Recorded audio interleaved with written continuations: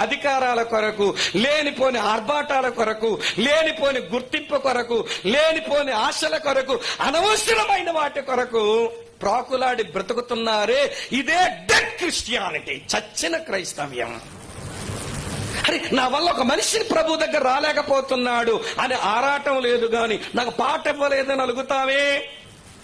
నాయకత్వంలో మన కమిటీలో పెట్టలేదు. మీరేమనుకోపోండి అనుకుంటే చెప్తాను. మీరేమనుకున్నా నాకేం పెద్ద పట్టింపు ఉండదు. నేను బర్తికించిన సేవకుడిని. కావాలంటే అందరూ చదువుకోండి.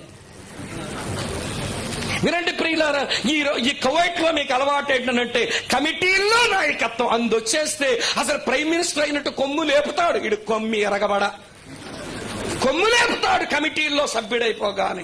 పరలోకం పోవడానికి పనికొస్తుందా నీ సెక్రటరీ పదవి, నీ ట్రెజరర్ పదవి, నీ జాయింట్ సెక్రటరీ పదవి, నీ ప్రెసిడెంట్ పదవి? పరలోకం చేరుస్తుందా?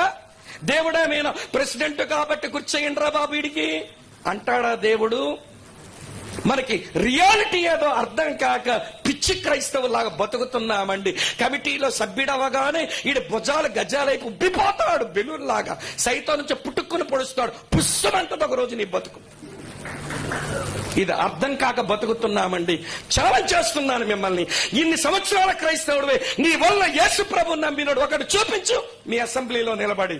నా వల్ల అక్కొచ్చింది, నా వల్ల అక్కొచ్చింది, నా వల్ల నీ చెల్లొచ్చింది, నా వల్ల నీ బ్రదర్ వచ్చాడు, నేను ప్రభువులోకి నడిపించిన మనిషిని చెప్పుకోవడానికి ఏమైనా ఉందా?